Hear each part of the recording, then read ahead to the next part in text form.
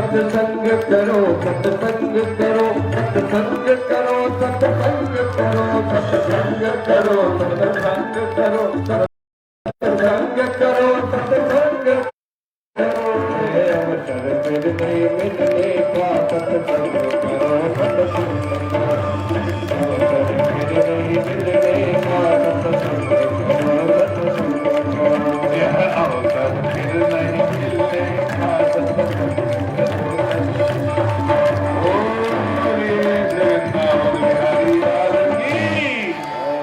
कृष्णचंद्र भगवान की। कि कपिल भगवान हुए पुत्र, 9 बेटियों की शादी हो गई, देवहूति का वंश यहीं खत्म हो गया। दूसरी पुत्री आकृति का विवाह रुचि प्रजापति से हो गया और इनसे यक्ष दक्षिणा हुए। तीसरी पुत्री प्रसूति का विवाह दक्ष प्रजापति से, और उनकी सभी कन्याओं में सती का नाम सबसे ऊपर है, जिनका विवाह शिव से हुआ, लेकिन उनकी कोई संतान नहीं हुई क्योंकि यज्ञ में जो गाये वो खुद ही भस्म हो गई। अब ये कथा परीक्षित को सुखदेव जी ने बड़े विस्तार से सुनाई। दक्ष प्रजापति बने, और जब प्रजापति बने तो उनको बड़ा अभिमान हो गया। प्रभुता पाई काय मदनाय, मैंने कम से कम अपने 60 वर्ष से ऊपर की आयु में एक भी ऐसा व्यक्ति नहीं देखा जिसके पास प्रभुता हो, ऐश्वर्य हो और उसको मद न हो। कोई सॉफिस्टिकेटेड नहीं हो सकता है, मद होता है ऐसा। प्रभुता पाई, ऐश्वर्य होगा, क्योंकि ऐश्वर्य रजोगुण के साथ ऐश्वर्य जब आएगा तो उसके साथ अहंकार आएगा। ये तो स्पिरिचुअल साइंस है। अहंकार तो आएगा, ऐसा हो ही नहीं सकता कि अहंकार। इसलिए दक्ष जब प्रजापति बने तो उनके मन में शिव के प्रति बड़ा आक्रोश था। शिव जी के ससुर मन में आक्रोश था, उसकी पुरानी कहानी है। बड़े अधिकार दक्ष जब पावा, बड़े अधिकार दक्ष जब पावा, बड़े अधिकार दक्ष जब पावा, अति अभिमान हृदय तब आवा, अति अभिमान हृदय तब आवा। बड़े अधिकार दक्ष जब पावा, बड़े अधिकार दक्ष जब पावा, अति अभिमान हृदय तब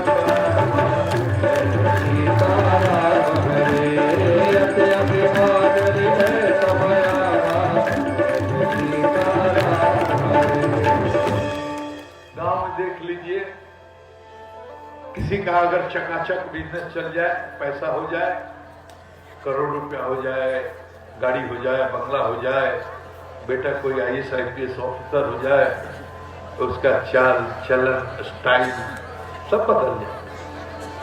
बेटा हुआ कलेक्टर, अब आप हो गया पागल। दरोगा हो जाए इतना ही पर तो बाजा बजने लगता है काली मैया क्या। और बेटा अगर हो गया कलेक्टर, SP, कुछ बड़ा हाकिम हो गया तो बाप ऐसे कर।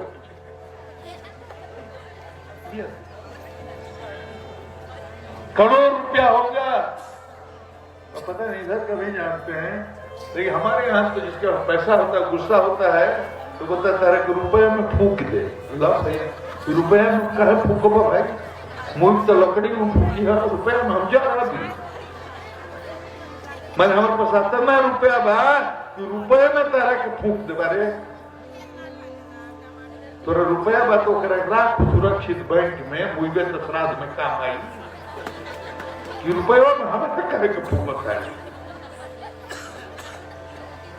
ऐसा लोग के माई लोग ना हमारा के यहाँ मटी लगना कहेला। मटी लगना नहीं हो, कहा लगा नहीं हो जाए मटी लगना तो रुपया में हमारा का फूका भा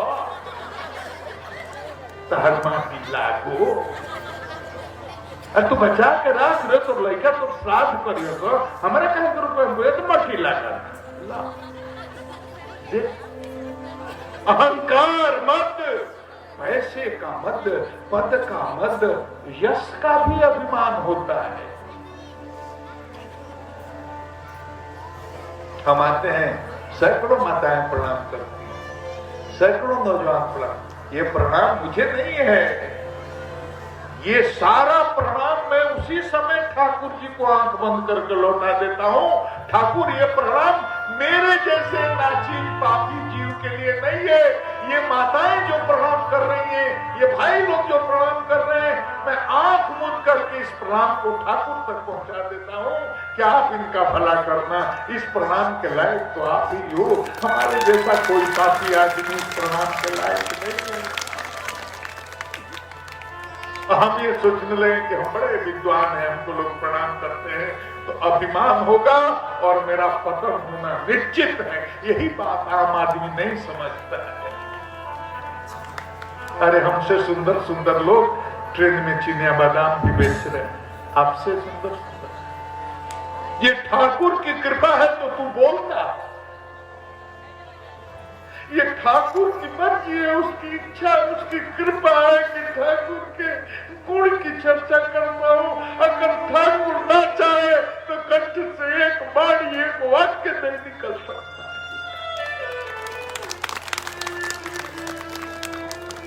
ये उसी की मर्जी है। तुम आज जो सांस ले रहे हो, एक एक सांस, ये ठाकुर की मर्जी है, उसकी कृपा है। अगर वो ना चाहे ना तो ये एक सांस नहीं ले पाओ। कौन कहता है कि दुनिया सत्य है, सपना नहीं है? कौन कहता है कि दुनिया सत्य है, सपना नहीं है? जबकि अपना श्वास भी अपना नहीं है। कुछ नहीं रखा हुआ है। चाहे जितनी मौज में रहिए, जितने जोम में रहिए, जितनी मटर किस्ती कीजिए, जितना मूछ पर ताव दीजिए, अगर ठाकुर के नजदीक नहीं गए, रस नहीं टपक सकता। छटपटा छटपटा के मरना पड़ेगा, जैसे दुर्योधन मरा, अहंकार में प्रसोद याग लिए हुए, डिप्रेशन में। अरे मरो तो आनंद में मरो, अरे मरो तो मृत्यु एक उत्सव हो जाए, मरो तो ऐसा लगे कि हम ईश्वर के पास जा रहे हैं। हृदय में आनंद हो और आंख बंद करो तो ध्यान में वो मुरली वाला सांवला छोरो केशव कन्हैया, वो टेढ़ी तिरछी वाला मुस्कुरा मुस्कुरा करके तुमको देख रहा हो। ऐसा मरण हो तो मरण उत्सव हो जाए, उसमें आनंद हो जाए।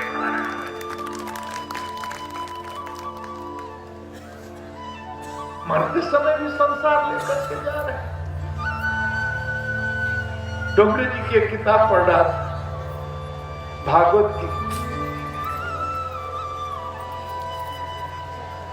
एक व्यापारी है, मृत्युशैया पर है, प्राण छूट रहे हैं, अपने चारों बेटों को बुलाया। यहाँ सोने रखे, यहाँ जवाहरात रखा, यहाँ इतने और रुपये रखे, यहाँ इतना इसको उधार दिया, पूरा अपना खजाना बता दिया। अब तो मैं जा रहा हूं, तुम लोग इसको संभालना। बोलते बोलते बेहोश हो। बच्चों को लगा कि लगता है पिताजी और कुछ बोलना चाहते थे, कहीं कुछ छूट न गया हो माल पानी। पिताजी जा रहे हैं इसकी चिंता नहीं है, कहीं ऐसा नहीं हो कि कहीं और कोई बड़ा खजाना पिताजी बिना बताए चले जाए। जब आप मरते हैं तो पुत्र को आपके मरने का शोक कम होता है, लेकिन पुत्र को इस बात की चिंता जरूर रहती है कि कहां कहां माल दबा के आप रखते हैं, ये तो बता के जाए। ये व्यवहारिक सच है।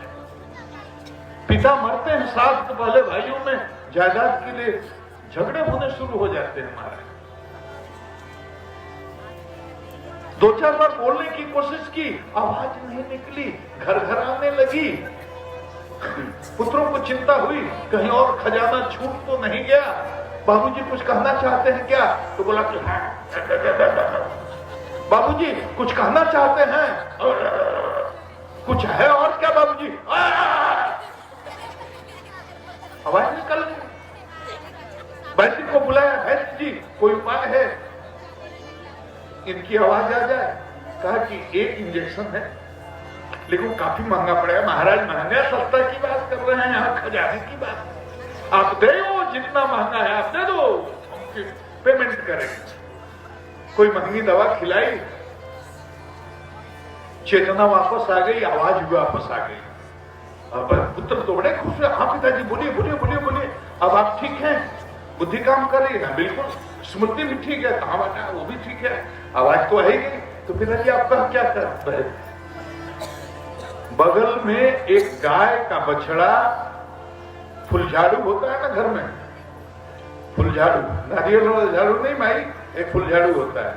वो फुलझाड़ू, वो एक बछड़ा गाय का फुलझाड़ू चबा रहा था। उस जमाने में 1 रुपए का झाड़ू होगा। हाँ पिताजी क्या कहना चाहते थे? तो बोले कि अरे अब भागो, इस सामने 1 रुपया का झाड़ू वो बछड़ा चबा रहा है, तुम संभाल नहीं रहे।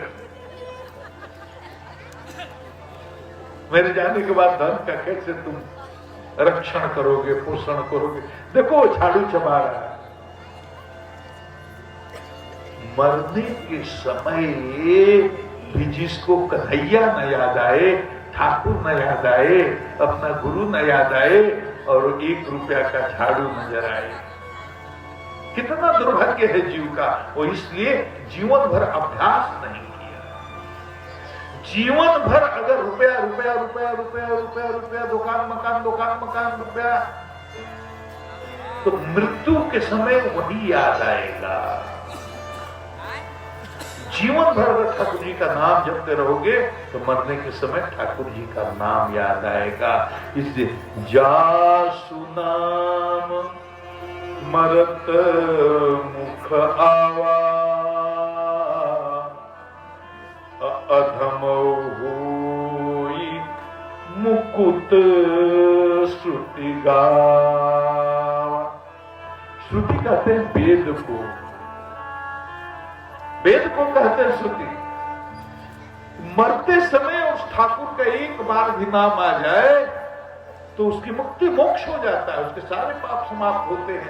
लेकिन मरने के समय एक बार ठाकुर जी का नाम याद आए, इसी के लिए जीवन भर अभ्यास करना है। जासु नाम मरत मुख आवा, जासु नाम मरत मुख आवा, नाम मरत मुख आवा, जासु नाम मरत मुख आवा, जासु नाम मरत मुख आवा, जासु नाम मरत मुख आवा। जय जय राधे राम हरे, अदमो मुकुट श्रुति गावा, जय सीताराम हरे। नमो मुकुट सिर गावा, जय सीताराम हरे। अभिमान हो जाता है, यश का अभिमान, मान का अभिमान, धन का अभिमान, पद का अभिमान। यक्ष को यहाँ हो गया अभिमान कि बड़ा अधिकार यक्ष जब पावा, अति अभिमान हृदय तब आवा। तो अब ये प्रजापतियों के राजा बने हैं और सभा बुलाई गई, तो आते ही अपना शुरू में ही अध्यक्षीय भाषण शुरू कर दिए। श्रूयतां ब्रह्मर्षयो में सहदेवा सहाग्नयः, साधूनां ब्रूतोवृत्तं नाज्ञानान्त चमत्सरा। सुनिए आप विद्वजनों, ऋषियों, महर्षियों, आप ब्रह्मर्षियों, आप सुनिए, ये सभा तो शिष्ट लोगों के लिए है। सब एक दूसरे का मुंह देखने लगे, भाई सभा में अशिष्ट कौन आ गया है? सभा शिष्ट जनों के लिए है, तो सब देखने लगे एक दूसरे का मुंह कि सभा में अशिष्ट कौन आ गया है। तो जक्ष ने कहा, अरे इधर उधर आप कहां देख रहे हो? ये शंकर जो बैठा है, ये शिव जो बैठा है, ये दिखाई नहीं दे रहा है क्या? देवताओं को बड़ा आश्चर्य हुआ, अरे शिव जी को अशिष्ट कैसे बोल रहे हो भाई? वो तो अशिष्ट है नहीं, वो तो वेश अमंगल लेकिन मंगल करने वाले,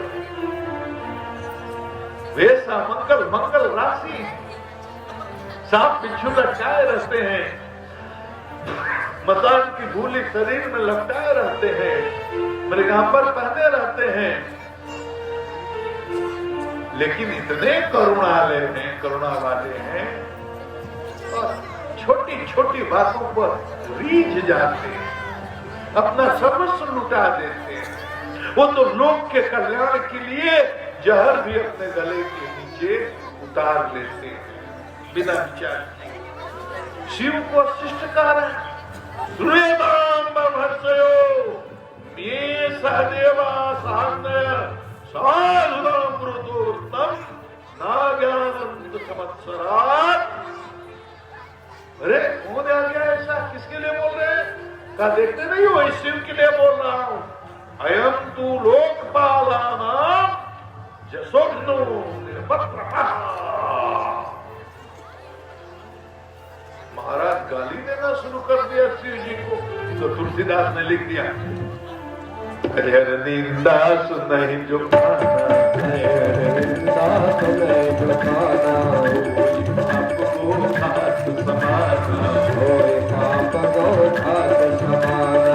हर हर निंदा सुनहि जो खाना, हर हर निंदा सुनहि जो खाना, जय जय राजा राम हरे।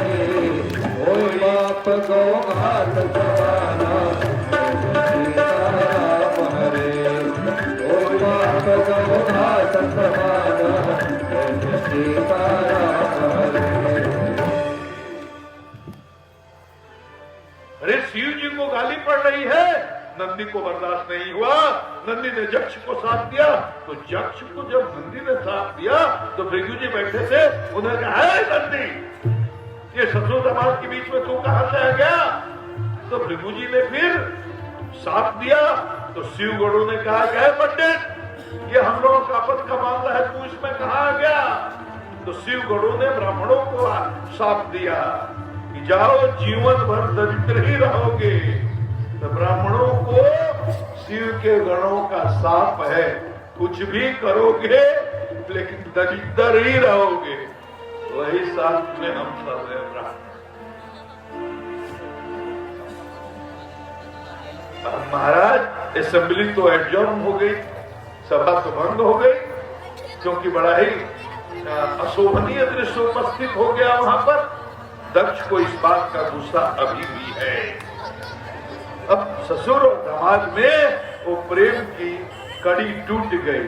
रहे मन धागा प्रेम का, मत तोड़ो झटका,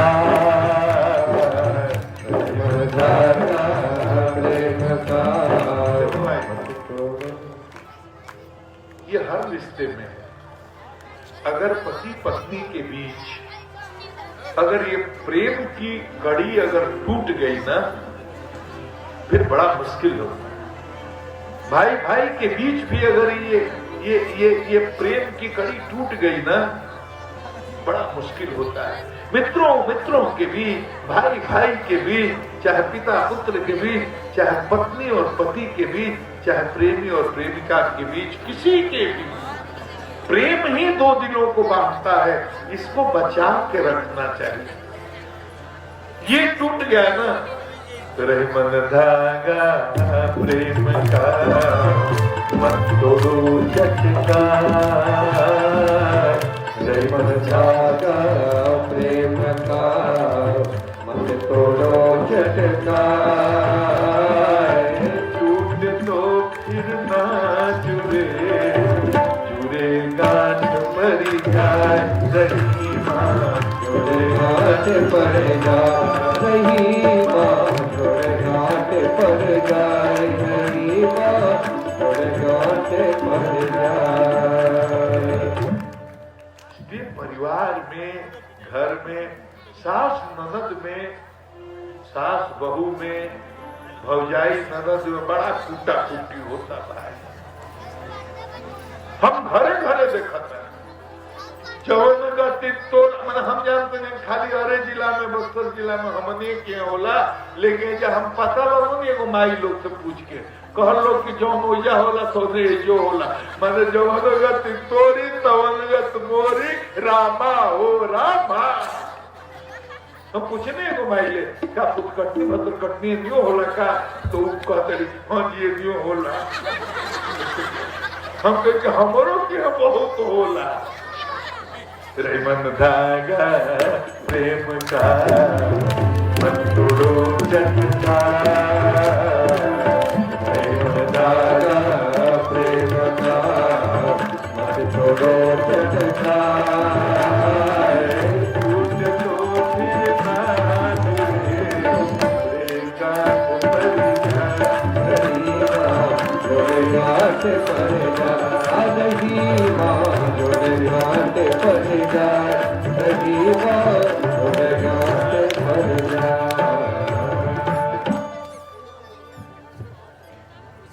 इधर कैलाश पर्वत के ऊपर से यक्ष ने एक बहुत बड़े यज्ञ का आयोजन किया।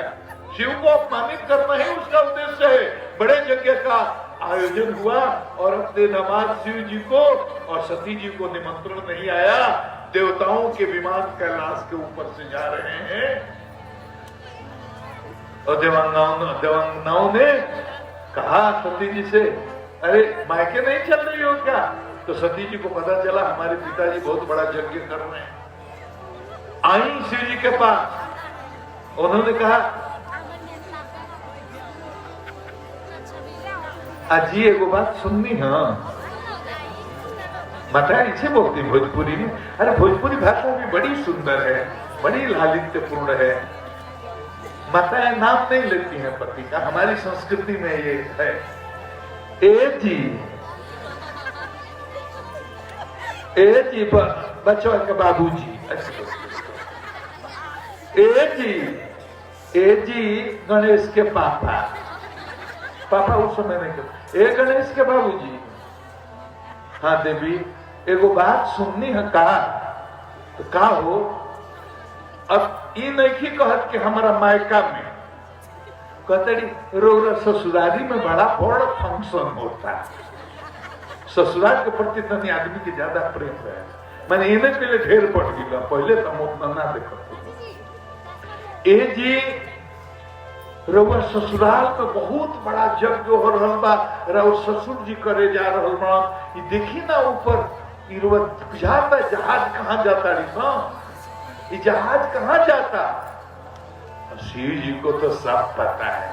बोले देवी हमें तो सब पता है कि ये जहाज से कौन जा रहा है, ये विमान कहाँ जा रहे हैं, ये विमान किसके आमंत्रण पर किस प्रयोजन से कहाँ जा रहे हैं, मुझे तो पता है। अच्छा आपको पता है कि मेरे पिताजी यानी आपके ससुर जी एक बहुत बड़ा यज्ञ कर रहे हैं?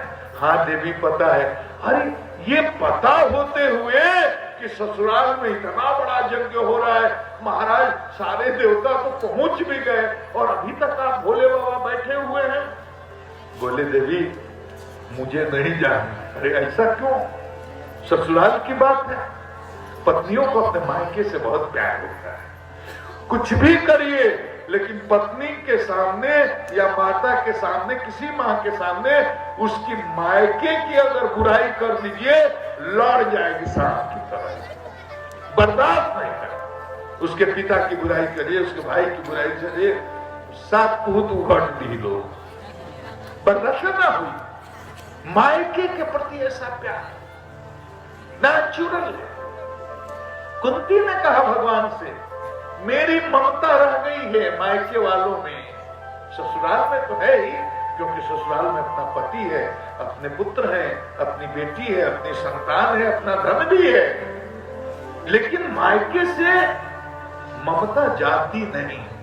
तो कुंती ने कहा भगवान मायके में मेरी जो आसक्ति है ना उसको भी काट, ससुराल में भी काट। सती को मायके में आसक्ति है। जगदम्बा कहते अरे आपके ससुराल में अरे इतना बड़ा आयोजन और महाराज आप नहीं जाइएगा। बोले देवी हम तो नहीं जाएंगे, आपको भी नहीं जाने की सलाह देंगे, नहीं जाने का परामर्श देंगे। आप भी नहीं जाइएगा और हमें भी नहीं जाने दीजिएगा, क्या मतलब? तो पूरा वृत्तांत सुनाया कि ऐसे ऐसे यक्ष जी की सभा में महाराज जब वो प्रजापतियों के राजा हुए तो मैं भी था और विष्णु भी थे, ब्रह्मा सब देवता बैठे हुए थे। तो जब वो सभा में आए तो मैंने मन ही मन उनको प्रणाम तो कर लिया, लेकिन उनके सम्मान में खड़ा होकर के प्रणाम नहीं किया। इसी पर वो इतने क्रोधित हो गए कि वहीं मेरे लिए गाली गलौज करना शुरू कर दिया और फिर ऐसा झगड़ा हुआ वहां। मैंने तो कुछ नहीं बोला देवी, लेकिन नंदी कहाँ चुप रहने वाले थे, और नंदी जब नहीं चुप रहे तो उधर से भृगु जी टपक गए। उसके बाद हमारे गण जो थे वो भी आक्रोशित होकर के ब्राह्मणों को अभिशाप देने लगे। तो इतनी अभद्र स्थिति वहां पैदा हो गई कि मैं छोड़कर चला आया। तो देवी मेरे मन में कोई बात नहीं है, वो मेरे ससुर जी हैं, आपके पिता हैं, लेकिन उनके मन में ये कांटा है। अभी तक वो समझते हैं कि शिव ने मेरा अपमान किया कि खड़ा होकर मुझे प्रणाम नहीं किया, तो मुझे अब अपमानित करने के लिए यज्ञ कर रहे हैं। सारे देवताओं को बुला लिया और हमें निमंत्रण नहीं दिया। तो सती जी ने कहा महाराज ऐसा हो नहीं सकता, पिताजी ऐसा नहीं करेंगे। अरे निमंत्रण पाती भेजी होगी, पोस्ट ऑफिस में कहीं लटक गई होगी। तो अपने के यहाँ अगर कोई कार्यक्रम हो तो उसमें अपने मायके में हो तो उसके लिए निमंत्रण की जरूरत है। अपने सगे संबंधी में अगर कोई फंक्शन हो तो उसमें कोई निमंत्रण की जरूरत है क्या? कोई निमंत्रण की जरूरत नहीं।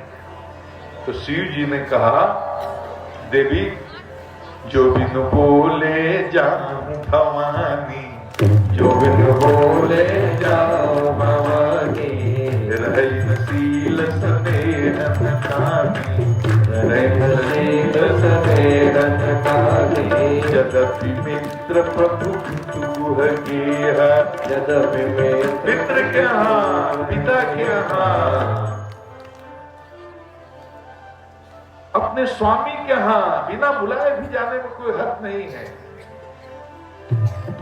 यद्यपि मित्र प्रभु पितु गृह गेहा, जाई न बिनु बोले संदेहा, जाई न बिनु बोले संदेहा। लेकिन वहां भी अगर जाने से कोई विरोध माने तो नहीं जाना चाहिए। तदपि विरोध मान जहाँ कोई, तदपि विरोध माने जहाँ कोई, तदपि विरोध मान जहाँ कोई, तदपि विरोध मान जहाँ कोई। जय जय राजा राम हरे, वहाँ गए कल्याण न होई। सीता राम हरे, वहाँ गए कल्याण न होई।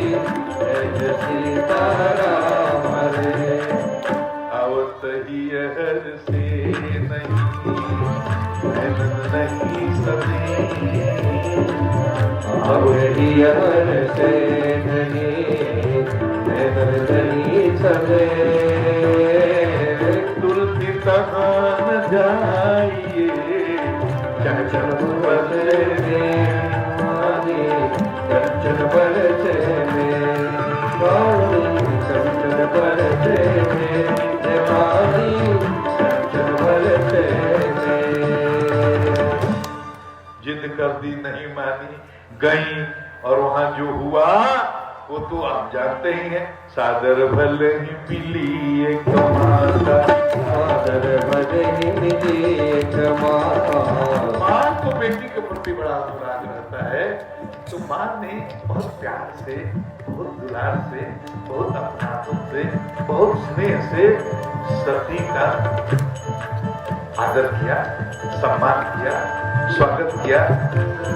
भगिनी मिली बहुत मुस्कुराता, भगिनी मिली बहुत मुस्कुराता। देखिए माई लोग ये बात के पक्का जानता है, बहन बहन में भी बड़ा कंपटीशन रहेगा। हाँ भाई कि केकरा के आवे के फिर विदाई में क्वेश्चन साड़ी भैया दे लेना और एगो बहन के दे 3000 वाली एगो के 300 वाली तो महाभारत छोटा छोटी हो कहीं के बाहर पक्का आपस में बहुत कंपटीशन होता है। बताओ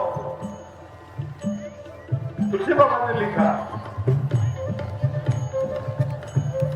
अरे इसको तो निमंत्रण भी भागवत में बात नहीं लेकिन तुलसी बाबा ने लिखा देखो इसको निमंत्रण भी नहीं है फिर भी आई है ना कितनी मिली बहुत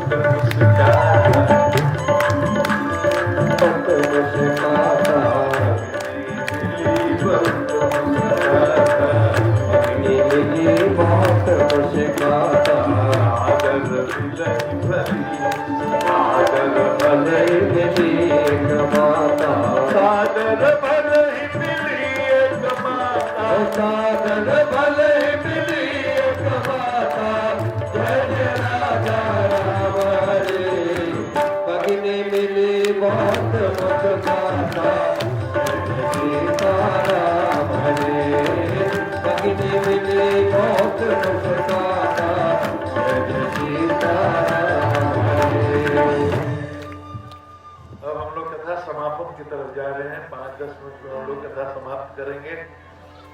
आरती लेकर के ही आप जाएंगे। इतना भी बर्दाश्त कर लिया सती ने, सब अपमान को बर्दाश्त कर लिया, लेकिन यज्ञशाला में शिव का भाग नहीं देखा, शिव का अपमान नहीं बर्दाश्त हुआ। और माताओं, पत्नी वही है जो अपना सर कटा दे लेकिन पति का सर कहीं झुकने न दे, वही पत्नी असली पत्नी।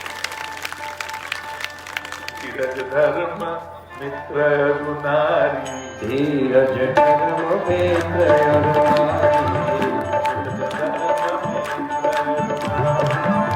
देखिए, पति में ही परीक्षा होती है। पति का सम्मान नहीं रहेगा तो पत्नी का सम्मान नहीं रहेगा।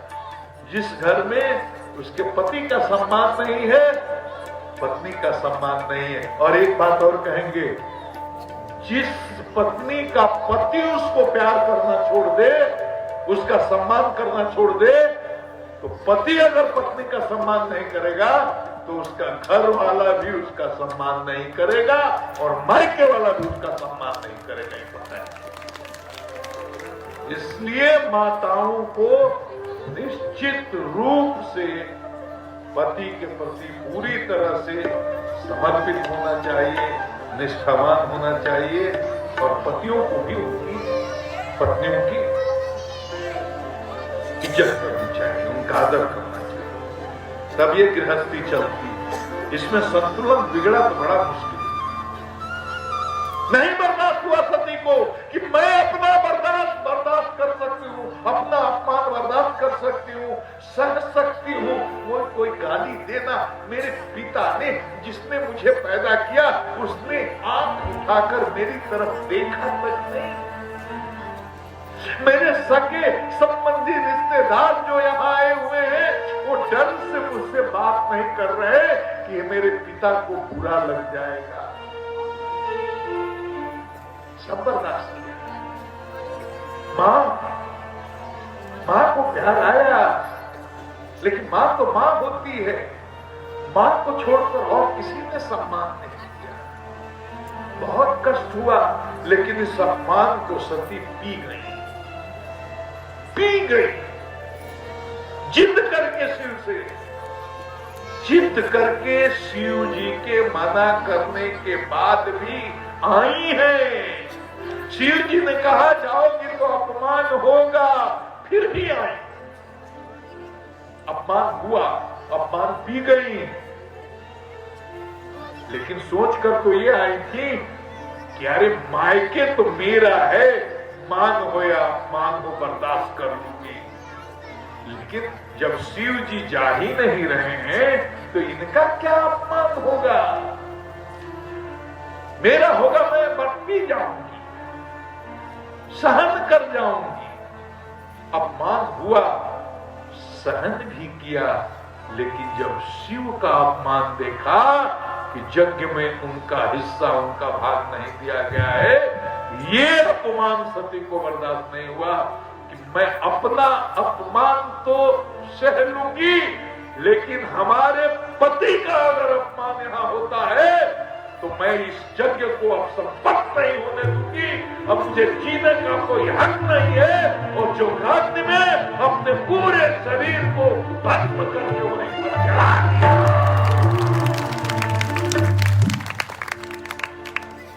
अस कही जोग अग्नि चमुजारा, अस कही योग अग्नि चमुजारा, भयो सकल मखहारा, भयो सकल मखहारा, अस कही जोगी अग्नि चमुजारा, अस कही योग अग्नि चमुजारा, अस कही जोग अग्नि चमुजारा, अस कही योग अग्नि चमुजारा, सकल मखहारा, जय सीताराम हरे, सकल मखहारा, जय सीताराम हरे। और जानते हैं देश के इस सृष्टि के सबसे पुराने पत्रकार हैं पहले नारद जी। इस समाचार शिव जी को पहुंचाने वाले कौन हैं? नारद जी गए, भोलेनाथ की जय हो। बोले आइए आइए नारद जी, कैसे हैं? सब कुशल है? नारद जी कहा कि हाँ भोलेनाथ मेरा सब कुशल है, आप अपना बताइए, आपको कुछ अपना पता है? भोलेनाथ कहा कि हाँ भी सब कुशल है, यहाँ क्या गड़बड़ है? बोले कि नहीं बहुत गड़बड़ है सरकार। बोले बाबा, बोले कि क्या हो गया? तो नारद बाबा तो पत्नी परिवार है नहीं, हमारे यहाँ भोजपुरी में कहते हैं ऐसे आदमी को बंड। तो पता नहीं इधर क्या बोलते हैं, जिसका कोई बाल बच्चा परिवार पत्नी में क्या बोलते हैं? बंडा। बंडा बंडा बोल, बंडा बंड, बंठा बंठा बंठा इधर बोलते हैं, हमारे यहाँ बोलते हैं बंड, इधर बंठा बोलते हैं। तो भोले बाबा बोले यहाँ तो सब ठीक लगता है। तो नारद जी बोले कि सरकार आपको पता नहीं, आपका कुछ ठीक नहीं है। बोले क्यों, क्या हुआ? कहा आप भी मेरी तरह बंठा हो गए। बोले कि हो क्या गया? तो कहा कि आपकी देवी जी जो मायके में गई थी, आपका भाग यज्ञ में नहीं निकाला गया था, तो उन्होंने जोगाग्नि में अपने शरीर को भस्म कर लिया। अब वो रही नहीं, तो जैसे हम थे बंठा वैसे आप भी हो गए। ऐसे बोले शंकर भगवान की जय हो, बोले महामुनि नारद भगवान की जय हो। नारद जी भी भगवान के पार्षद हैं, इसलिए भगवत स्वरूप ही है। शिव जी को बहुत क्रोध आया, उन्हें अपने जड़ा से पटक करके वीरभद्र को पैदा किया। और समाचार जब शंकर पाए, समाचार जब शंकर पाए, वीरभद्र करि कोप आए, वीरभद्र करि कोप आए। समाचार जब शंकर पाए, समाचार जब शंकर पाए, वीरभद्र को भेजा, कहा जाओ यक्ष को दंडित करो, यज्ञ का विध्वंस करो। वीरभद्र महाराज पूरे भूत प्रेतों की फौज लेकर के हमला बोल दिया। महाराज वहां जितने देवता ऋषि ब्राह्मण जितने बैठे थे सब बड़े घबरा गए। महाराज ऐसी भीषण पिटाई हुई है देवताओं की, मतलब ऋभु जी की दाढ़ी नोच ली, पूषा के धान तोड़ दिए, भक्त देवता की आंखें निकाल ली, और दक्ष की तो गर्दन काट करके उसी यज्ञशाला में गोविंदाय नमो नमः स्वाहा। तो अब तो यज्ञ विध्वंस हो गया।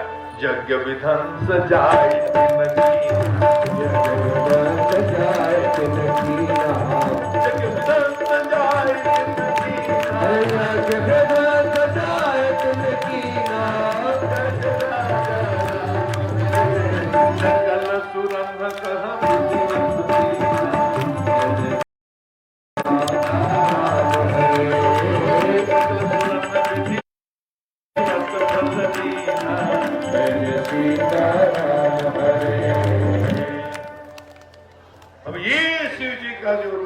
हुआ, यज्ञ विध्वंस हो गया, यज्ञ घरानों में दक्ष जी की गर्दन कट गई।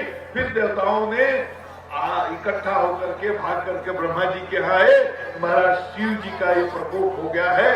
तो ब्रह्मा जी के नेतृत्व में शिव को मनाया गया।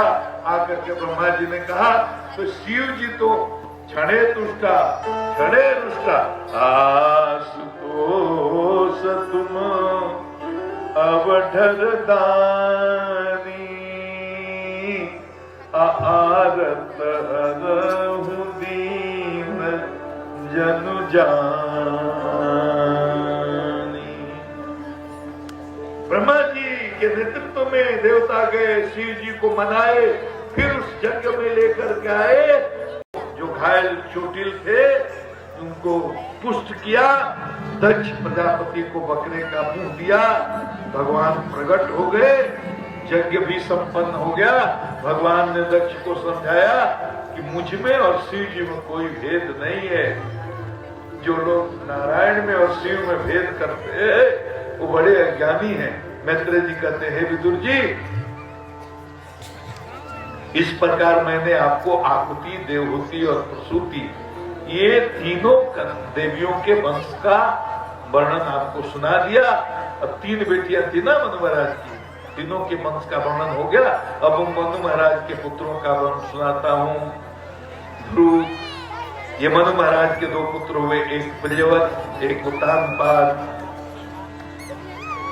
आरती की तैयारी आप लोग कर लें। प्रियव्रत और उत्तानपाद की 2 रानियां हैं। एक का नाम सुनीति है, एक का नाम सुरुचि है। सुनीति से ध्रुव पैदा हुए हैं, सुरुचि से उत्तम पैदा हुए हैं। अब एक दिन ध्रुव जी जा करके अपनी विमाता की